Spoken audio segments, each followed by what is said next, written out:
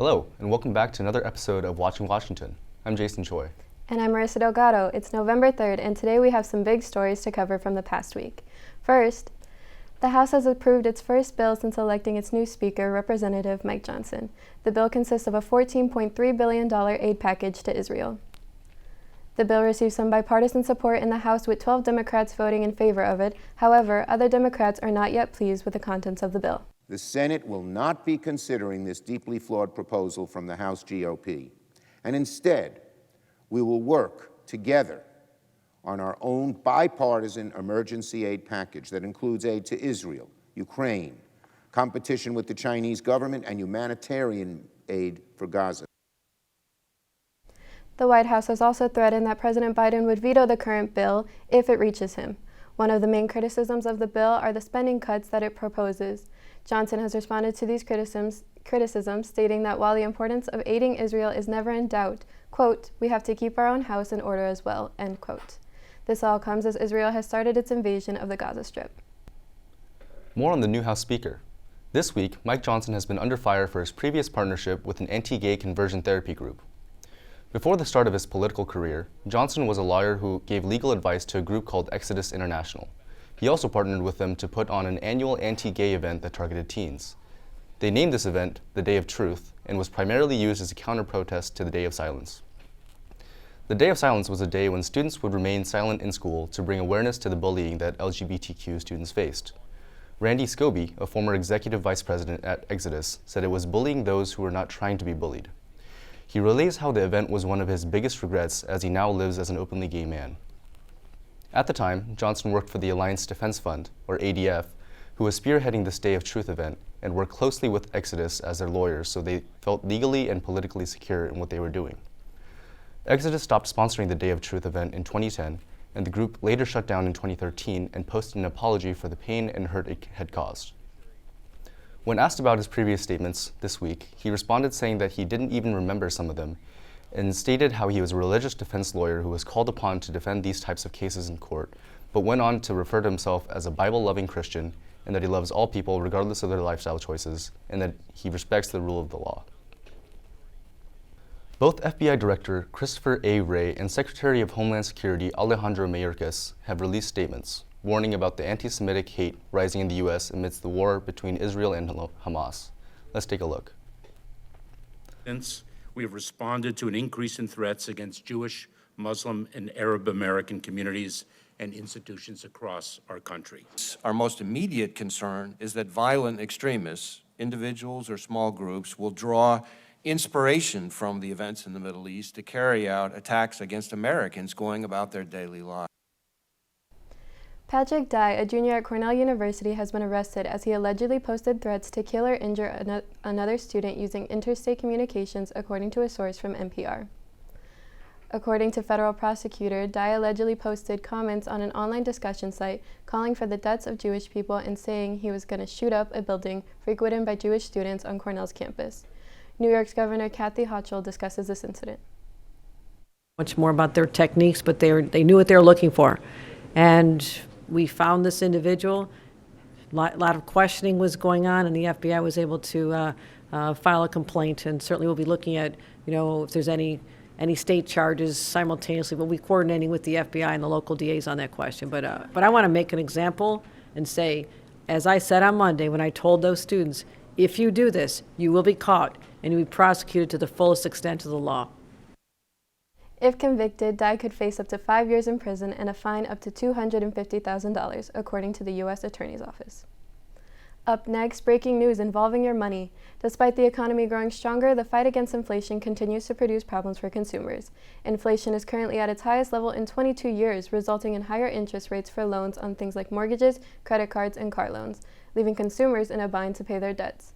In a press conference held on Wednesday, Fed Chairman Jerome Powell announced interest rates will remain unchanged. Powell says it's all about inflation. Inflation has moderated since the middle of last year, and readings over the summer were quite favorable. But a few months of good data are only the beginning of what it will take to build confidence that inflation is moving down sustainably toward our goal. Powell assured the public that the Fed is focused on resolving the inflation issue, yet failed to rule out the possibility of interest rate hikes in the future. As a result, consumers should prepare to get no relief from the current sky-high borrowing costs, as they might increase with the changes coming in December. Former Vice President and Indiana Governor Mike Pence has withdrawn from the 2024 presidential race. The former vice president announced on Saturday that he is suspending his campaign for president, citing a lack of support and resources. Pence made the announcement at the Republican Jewish Coalition Convention in Las Vegas, where he received several standing ovations from the audience after stating that the election season is just, quote, not his time. So after much prayer and deliberation, I have decided to suspend my campaign for president effective today. Now, I'm leaving this campaign, but let me promise you, I will never leave the fight for conservative values, and I will never stop fighting to elect principled Republican leaders to every office in the land. Pence served as vice president to Donald Trump and has faced difficult challenges in appealing to the GOP. He has been critiqued by many of Trump's supporters, both within and outside the government, who blame him for not overturning the 2020 election results, which he has no legal reason to do. His campaign struggled to raise money and gain traction in the polls as he trailed Trump and other candidates like Florida Governor Ron DeSantis and former Ambassador Nikki Haley. Pence has no regrets about running for president and thanked his supporters and staff for their efforts. He did not endorse any other candidates in the race and has stated that he's always knew this would be an uphill battle but has no regrets. The efforts to put forth and expel George Santos, a GOP Congress representative, failed in the House this Wednesday. According to CNN, the Republican-led resolution fell short of two-thirds majority vote needed, leaving the final vote a 179 to 213. 5 New York Republican House members, Nick LaLota, Anthony DeEsposito, Marcus Molinaro, Brandon Williams, and Mike Lawler, wrote and signed a letter to their colleagues on Wednesday asking them to support the expulsion by voting yes. Multiple concerns are raised about the Senate of Santos in the letter, and they argue that expelling him before a criminal conviction would set a positive precedent. Santos is currently facing 23 charges, including wire fraud and identity theft, and has not pled guilty. People might not be happy with the process, but they do not have a right to create a predetermined outcome.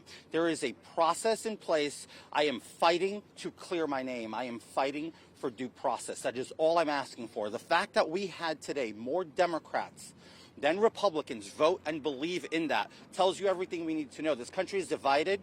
This body is divided, but it still showed today the morality that we are able to understand what is right from wrong. The bottom line is I will continue to fight to defend myself. I will continue to serve the 3rd Congressional District of New York until the people choose to not have me. The House Ethics Committee announced that they will provide an update to the investigation no later than November 17th. Up next, Google is in hot waters with Tinder. See why the dating app decided to settle a lawsuit with the internet giant coming up. Plus, does blocking someone on social media infringe on their First Amendment rights? The Supreme Court is looking into it. Stay with us. More Watching Washington next. At Purdue University, we're not just students, we're future leaders. Join Air Force ROTC to embark on a journey of honor, excellence, and service. Learn, lead, and soar to new heights. It's not just a commitment, it's a calling. Purdue Air Force ROTC, where dreams take flight. Are you ready to rise? I got a switch in my head. I go from living to dead. You got me seeing all red. Now I'm becoming. The United Auto Workers announced Monday that it reached a deal with General Motors. With deals from Ford and Stellantis locked in, UAW President Shawn Fain closed the 3rd and final Detroit giant on his 55th birthday. This move ends a nearly 7-week-long strike against the big 3 automakers. So what does this strike mean to you? Experts say prolonged strike could lead to an even more car shortages and even greater repair costs. We can only hope for a speedy resolution. According to a report released Wednesday by the National Center for Health Statistics, the U.S. infant mortality rate is up for the first time in more than 20 years. It found the overall infant mortality rate rose by 3% from 2021 to 2022. Infant mortality is the measure of how many babies die before they reach their first birthday. Experts say infant mortality is a useful benchmark for a country's health system at large, but say this rise could be an isolated case or a sign of an underlying healthcare issue. The increase in infant mortality could also be a result of the COVID-19 pandemic, but they will need to see next year's data to be certain. The data shows race also appears to be a factor, as different racial groups experience different rates of infant mortality. The two leading causes of infant deaths are maternal complications and bacterial meningitis. Dr. Eric Eichenwald, a neonatologist, called the data disturbing, but said that experts can only speculate at this point. Next, Google settles a lawsuit with a popular app among college students. Online dating giant Match Group has settled an antitrust lawsuit against Google's App Store. This comes just days before a trial in the case was set to begin. Match Group, which owns Tinder and Hinge, alleged Google harmed competition through its App Store terms and proprietary payment channels. Under the settlement, Google will now support Match's payment channels in addition to its own. Now, Epic Games, the maker of Fortnite, is the sole plaintiff in the antitrust case. The Supreme Court is tackling the question of whether public officials should have the ability to block critics from commenting on their social media accounts. On Tuesday, October 31st, the Supreme Court held hearings for two cases regarding lawsuits that were filed by two people who were blocked after leaving critical comments on social media accounts belonging to school board members in Southern California and a city manager in Port Huron, Michigan. The two cases are part of a long-standing issue of the relationship between government and private digital platforms. This week, Wisconsin Governor Tony Evers filed a lawsuit against the state legislature. Governor Evers, who is a member of the Democratic Party, has openly spoken out against the Republican-controlled legislature. Evers has this to say about the lawsuit. When the Republicans decided that 35,000 people that work for the UW system shouldn't get a raise without having any legislation that gives them that authority, that's just bullshit. The Wisconsin State Journal reported the main motivation behind the governor's lawsuit was when the legislative committee refused to authorize a 6% pay increase over the next 2 years for the University of Wisconsin system workers. Steve Nass, a Republican leader of a committee, called the lawsuit a radical power grab by Tony Evers and his leftist allies on the Wisconsin Supreme Court. The animosity has been building between Wisconsin's elected Republicans and Democrats, and this is a significant moment in the struggle between both parties. The results of this lawsuit could greatly affect the landscape of the state government in Wisconsin. Yet another lawsuit lands President Trump's 2024 campaign in a perilous position.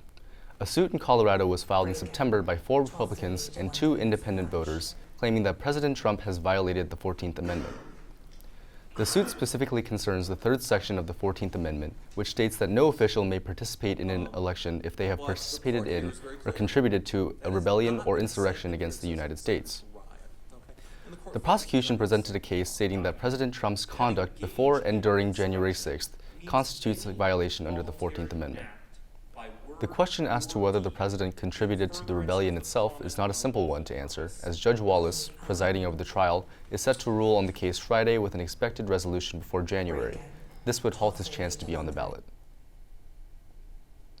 This trial, alongside other national debates over his ongoing allegations, intends to bar Trump from running in the 2024 presidential election. Political science professor Martin Sweet is in the studio to discuss whether Donald Trump's indictments, ongoing trials, and the Constitution can block him from running for the Republican nominee in the 2024 presidential race. The full interview just ahead on Watching Washington.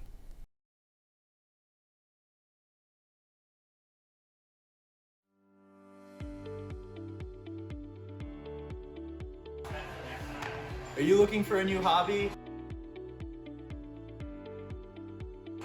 Or do you want to have a fun evening with your friends?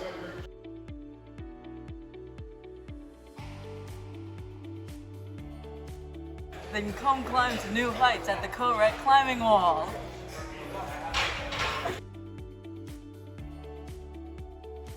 Three, two, one.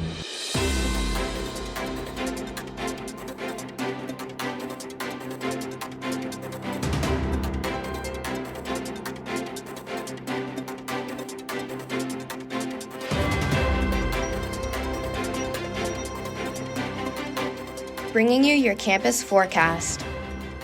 I'm Julia Prickett. I'm Veda Kirsch. I'm Lily Tordill. We are Fast Track Weather. Welcome back. We currently have Sophia with her interview guest for the week. Let's turn it over to her to talk about Trump's candidacy eligibility with Professor Martin Sweet. Thank you. That is right. I have here with me Professor Martin Sweet to talk about the 2024 presidential election and specifically dive into former President Donald Trump's candidacy. As most of our viewers should know, Donald Trump has been indicted numerous times in relation to his attempt to overturn the 2020 presidential election, as well as other alleged crimes. Currently, he faces 91 counts in 4 criminal cases in Washington, New York, Florida, and Georgia. The rising charges against Trump have begun to raise questions about his ability to run for president in the 2024 presidential election.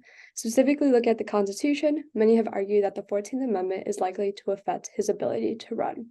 So, Professor Sweet, can you give a brief overview of what the 14th Amendment specifically says, and specifically looking at the disqualification clause? Sure. Well, thanks for having me. The 14th Amendment was ratified in the aftermath of the Civil War, provided for equality under the law, due process under the law, but also has this provision, which is called the disqualification clause or section, which says those people who engaged in insurrection, having previously been an officer of the United States or a congressman or a senator or other public official, are then barred from holding similar offices in the future. And so the idea was at the time, those people who had engaged in crimes against the United States, insurrection, secession, who had tried to overthrow the Union, that those people would then be barred from holding office in the new United States. And that's sort of the origins of it. And the idea is where the insurrection that occurred on January 6th among some, was that enough, and was Trump's involvement in that enough to qualify or disqualify him for office going forward? Right. And so based on what you understand about this amendment, do you think that it holds standing in the federal court in terms of limiting his ability to run?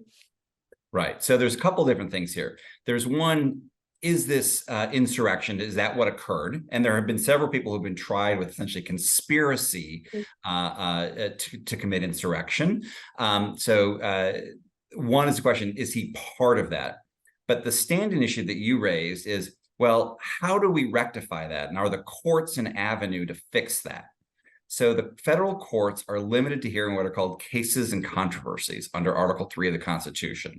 And what that means that there are some disputes that the courts can hear and some disputes that don't qualify really as a case or don't really qualify as a controversy. Courts are barred from hearing those sorts of things.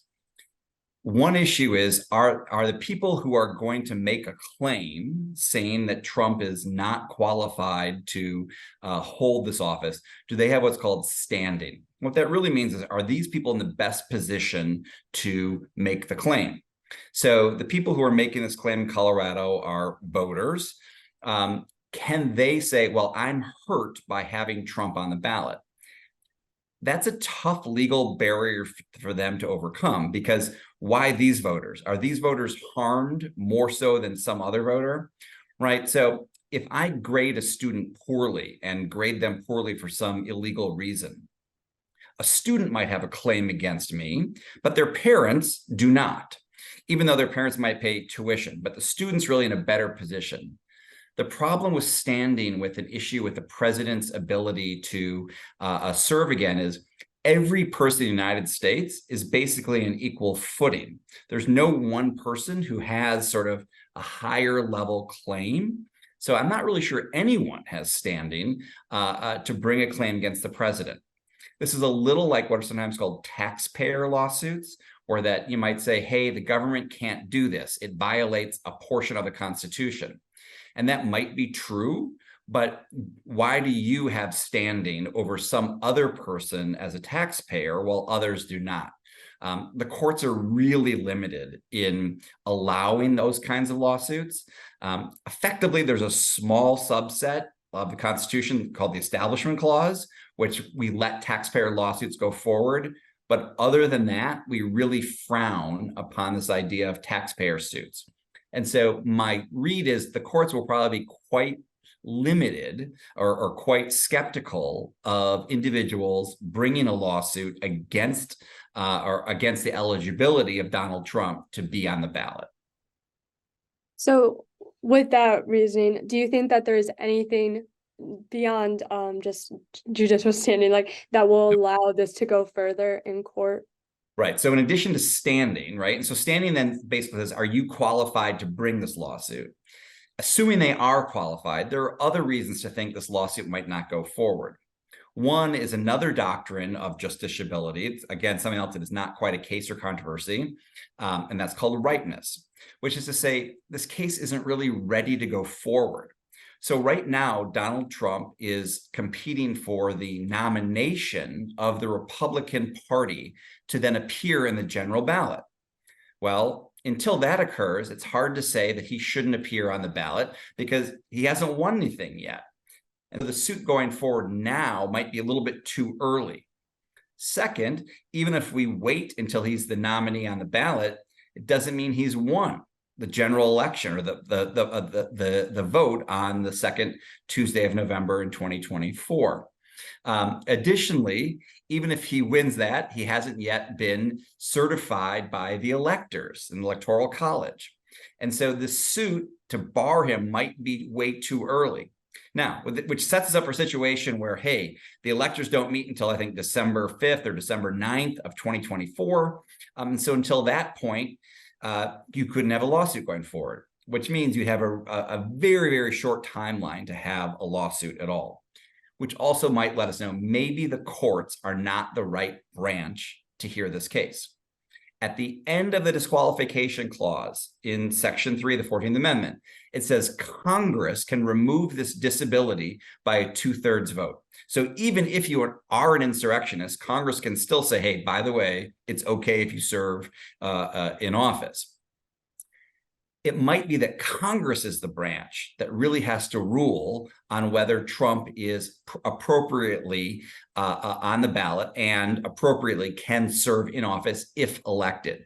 So it's another barrier for the courts is that even if these people have standing, even if this case is judged right, it might be that this is effectively what's called a political question. And that means that Congress or a different branch of government other than the courts is the best branch suited for solving this constitutional issue and not actually the courts. Right.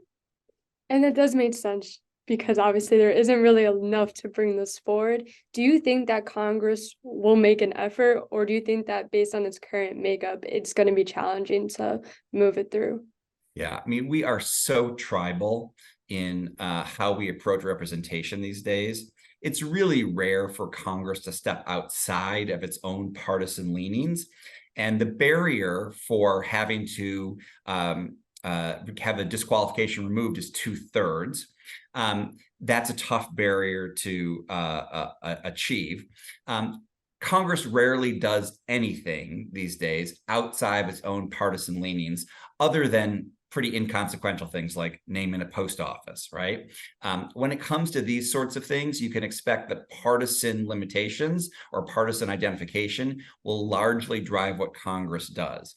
And given that, it's hard to see that the Democrats who could take over the House of Representatives in early January of 2024, January 3rd, but I don't think they're going to have 2/3 of the House.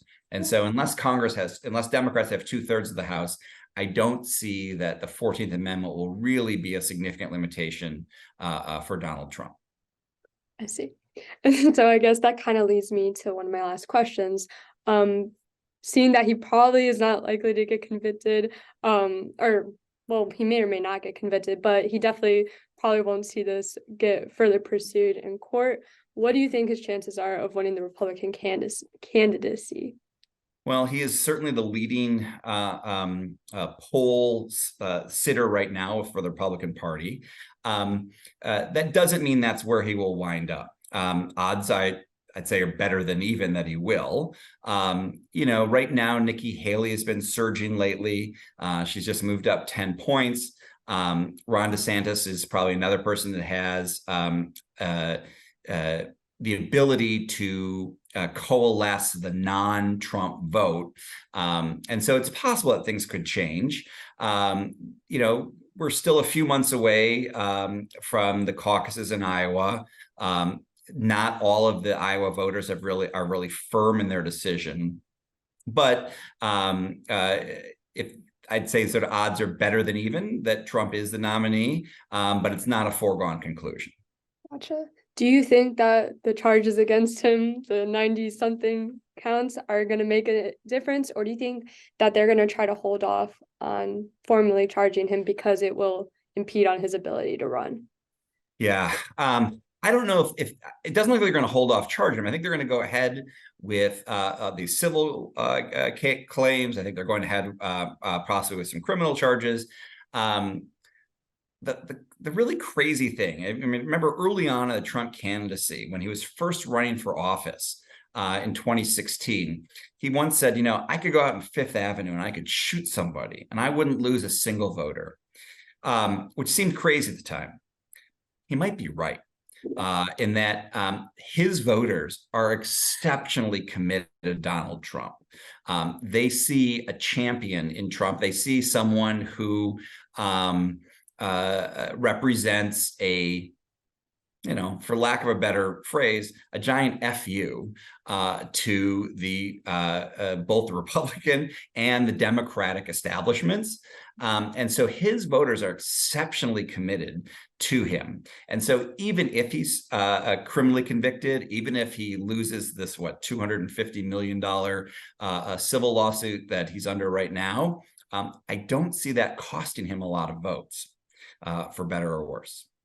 Why do you think that is? Is it because just he's been so openly honest about what he does? Do you think it's beyond that? What is causing people to be so supportive? Yeah. Well, one, just in general, voters today are hyperpolarized, right? And so people are predisposed to join along with their tribe. So there's that on its own, and that the other side is the enemy. Right. That's just, I think, how voters in general have been approaching politics more and more. So there's that. Two, remember the nature of his sort of this celebrity candidacy. Typically, we just don't see with that when politicians mess up. I used to work for Marco Rubio. He famously, in a debate in New Hampshire, repeated himself 3 times and said, let's dispel with the notion that Barack Obama does not know exactly what he's doing. Well, that was seen as a disqualifying gaffe on his behalf, that he had the audacity to repeat himself 3 times. Donald Trump, right, appears in video, making claims about what he can do to women because he's a celebrity and can get away with it. He has all kinds of gaffes still to this day, and that doesn't affect him. Somehow, as like a celebrity, he is somehow immune from the normal view of politicians that most of us, or that most voters, tend to have. And so there is this level of between partisanship and the celebrity notion of his candidacy. He has the most committed voters. Now, he also has committed opponents who will never give him credit for anything he does. And so both of those things are true at the same time, but I have never seen anything like this with this ultra committed voter. Usually there's some fluidity there. There's some red lines that candidates can cross. But what we've seen with Trump is that his voters, they don't care about his policy positions. In fact, if you were to sort of ask them, hey, what are your preferred options on these policies? It doesn't matter if Trump meets those things or not. For his voters, it's about Trump the person, which is hyper unusual in the American political system. Yeah, I definitely see what you're saying. I think, well, I guess my final question to you is, do you think there's anything that will really change this perception? Or do you think that we're going to see this going into November of next year, this constant like companionship or support for Trump, no matter what? Right. I mean, listen, of the sort of things that could change someone's view, that that Inside Edition tape, that could have been it from years ago. Obviously, that wasn't it. In office, he's impeached, what, twice? That could have done it. It didn't. Even, listen, in this current conflict, he has gone ahead and sort of praised Hezbollah, this terrorist organization in Lebanon, and denigrated the Israeli Prime Minister Netanyahu, which in a normal world would absolutely disqualify him from Republican support. And people don't care. His voters just don't care. So I don't see what actions at this point, criminal convictions, civil liability being assessed. I can't see those things really changing his voters either. It's going to be a very, very difficult road for any of his challengers, and particularly even more difficult because there are so many challengers, which divide any of the anti-Trump vote that is present in the Republican Party. So unless there's a health issue where Trump has to bow out or is unable to be a candidate, I expect him to be the Republican nominee, likely. In the same way, I expect Joe Biden to be the Democratic nominee, unless there's a health issue that pulls him out. And so I think in many ways, we're looking at a repeat of 2020. And so then you kind of have to ask yourself, what has changed in America since 2020? Are there any states in which Donald Trump is stronger in 2024 than he was in 2020? And that, I think, is pretty difficult to find any states where he actually is stronger. So I don't expect him to win in a general election, but we'll have to see how things actually shake out. Yeah. We'll have to see. Well, those are all the questions I have for you today. Thank you so much for joining me in this interview. I will now turn it back to the studio. Thank you, Sophia. That wraps up this week's episode. Thank you for watching, and stay tuned next week for more Watching Washington.